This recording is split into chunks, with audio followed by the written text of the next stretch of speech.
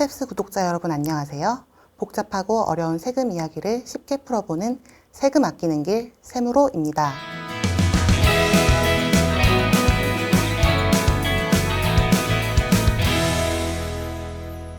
안녕하세요. 저는 하나투자증권 리더스라운지 강남지점의 양희연입니다.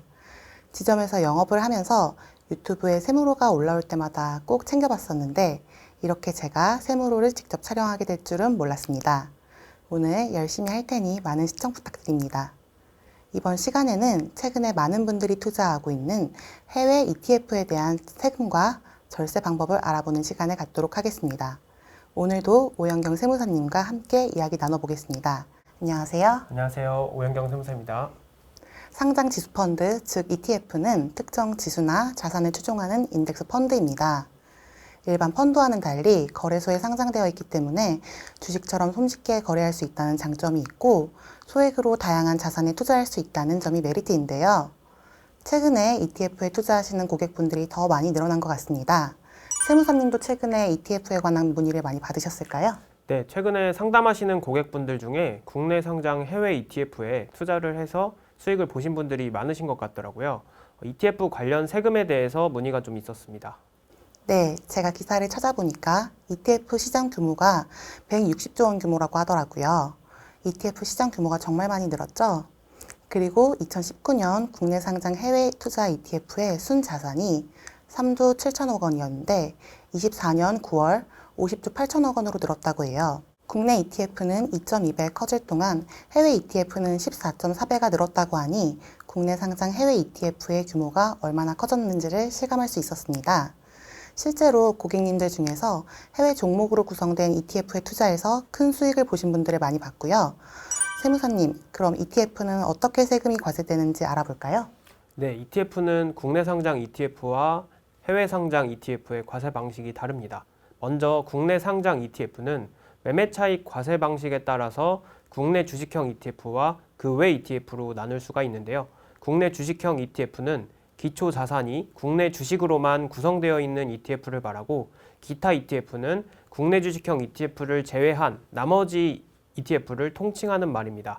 국내 주식형 ETF의 가장 큰 특징은 매매 차익에 대해서 과세하지 않는다는 점인데요. 개인이 국내 상장 주식에 직접 투자를 할 때 비과세하는 것과 형평을 맞추기 위해서입니다. 기타 ETF는 국내 주식형 ETF를 제외한 것으로 앞에서 PB님께서 말씀해주신 해외 자산에 투자한 ETF도 여기에 속합니다. 기타 ETF는 국내 주식형 ETF와 달리 매매 차익에 대해서 배당소득으로 과세가 됩니다. 둘 다 분배금에 대해서는 배당소득으로 과세가 되고 증권거래세는 과세되지 않습니다. 네, 그렇군요. 해외 상장 ETF는 미국이나 다른 나라 시장에 상장된 ETF를 말하는 걸까요? 예, 맞습니다. 국내 상장된 ETF와 달리 해외 상장된 ETF 같은 경우 매매 차익에 대해서 해외 주식과 동일하게 양도소득세가 과세되고 분배금에 대해서는 배당소득세가 과세됩니다. 지난번 해외 주식 투자 시 세금에 대해서 설명드렸던 영상이 있는데 그 영상을 참고하시면 좋을 것 같습니다. 국내에 상장된 ETF와 해외에 상장된 ETF가 이렇게 전혀 다르게 과세가 되는데요. 국내 상장 해외 ETF 투자 시 유의할 점이 있을까요? 국내 상장된 해외 ETF에서 주의할 점은 매매 차익이 배당소득으로 과세된다는 점입니다. 분배금은 당연히 배당소득이라고 생각을 하시는데 매매 차익을 놓치는 경우가 생각보다 많더라고요. 네, 맞습니다.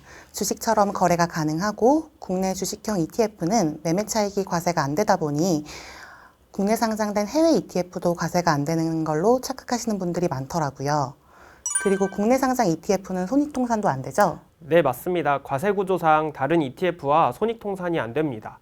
배당소득으로 과세가 되다 보니까 또 주의해야 할 게 있습니다.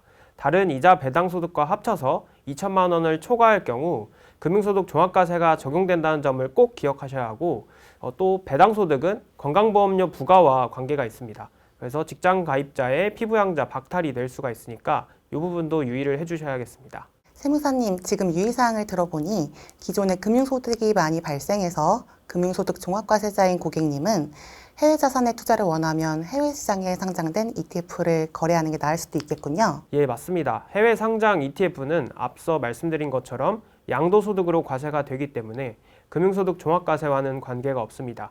또한 세율도 22% 단일 세율로 분리과세된다는 점이 메리트로 작용할 수가 있습니다. 또 손익통산이 가능하다는 점, 건강보험료 산정 시 소득에 포함되지 않는다는 점도 장점입니다. 네, 금융소득 종합과세에 해당하고 종합소득세 구간이 높은 고객이라면 건강보험료 때문에 스트레스가 많은데 그런 분에게는 해외 상장 ETF를 권하는 게 좋겠군요. 제 고객님 중 한 분은 작년부터 꾸준히 코엑트 글로벌 기후테크 ETF에 투자해서 수익이 많이 나신 분이 계십니다. 금융소득 종합과세자셔서 세금 관련 고민이 참 많으신 것 같더라고요. 세무사님, 이미 국내 상장 해외 ETF를 투자해서 수익이 많이 난 경우에는 어떻게 하는 게 좋을까요? 증여를 통해서 절세가 가능할까요? 안 됩니다. 증여를 통해서는 안 되고요. 국내 상장 해외 ETF는 펀드로 과세가 되고 있습니다. 펀드를 증여하는 경우 실제 매도에서 소득 실현을 하지 않았지만 보유기간 동안 발생한 이익에 대해서 증여자에게 배당소득으로 과세가 됩니다. 예를 들어서 한번 설명을 드려볼게요. 고객이 10,000원에 만주의 국내 상장 해외 ETF를 취득했습니다. 중도에 매도한 건 없고 현재 ETF 가격이 20,000원이 되어서 배우자에게 증여를 한다고 가정을 해보겠습니다. 말씀드렸듯이 펀드를 증여하는 경우 고객이 취득 시부터 현재까지 보유하면서 발생한 이익에 대해서 증여 시점에 과세가 되기 때문에 보유기간 동안 상승한 주당 10,000원에 해당하는 금액만큼 증여자에게 배당소득으로 과세가 됩니다. 증여자 입장에서는 그럼 ETF를 증여하나 시장에 매도를 하나 과세가 똑같이 되는 거네요. 맞습니다. 네, 절세를 목적으로 증여를 하는 게 적합하지 않다는 게 무슨 말인지 알 것 같습니다. 그럼 수중자는 어떻게 증여세를 계산할까요? 수중자는 평가 기준일 현재 거래소의 기준가격으로 평가해서 증여받은 것으로 봅니다. 이 사례에서는 20,000원이 기준가격이라고 한다면 20,000원에 만주를 곱한 금액이 증여재산 평가액으로 봐서 과세가 됩니다. 네, 정말 중요한 내용이네요. 이러한 의사결정을 하기 전에는 잘 알아보시고 하셔야겠습니다. 오늘은 해외에 투자하는 ETF 세금과 유의사항에 대해서 살펴보았습니다. 세무사님, 마지막으로 한마디 해주신다면요? ETF 투자 시 오늘 안내해드린 유의사항과 내가 활용 가능한 세제 혜택 계좌를 확인하셔서 절세 가능한 부분을 잘 챙기시고 투자하시길 바라겠습니다. 구독자분들께도 절세에 도움되는 시간이 됐기를 바랍니다. 세금 아끼는 길 세무로 저희는 알찬 이야기로 다시 돌아오겠습니다. 감사합니다.